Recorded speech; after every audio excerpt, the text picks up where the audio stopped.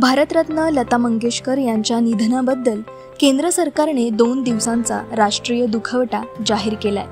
मात्र अनेकांना राष्ट्रीय दुखवटा म्हणजे काय, तो कधी जाहीर केला जातो याबाबत माहिती नसते. तर आज लेट्स अप विषय सोप्पाच्या माध्यमातून याबाबत सविस्तर जाणून घेऊयात.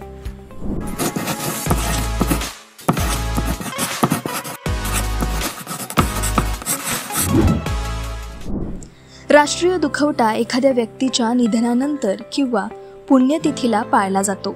भारताच्या ध्वज संहितेनुसार राष्ट्रीय दुखवट्याच्या वेळी संपूर्ण भारतात आणि परदेशातील भारतीय संस्थांमध्ये जसे की दूतावास इत्यादी राष्ट्रध्वज अर्ध्यावर फडकवला जातो.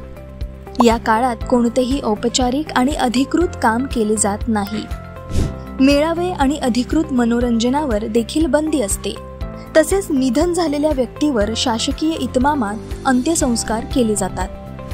राजकारण, साहित्य, कायदा, विज्ञान, मनोरंजन क्षेत्रामध्ये उल्लेखनीय अतुलनीय योगदान देत देशाचं नाव मोठं करणाऱ्या व्यक्तींना राजकीय सन्मान देण्यासाठी राष्ट्रीय दुखवटा जाहीर केला जातो.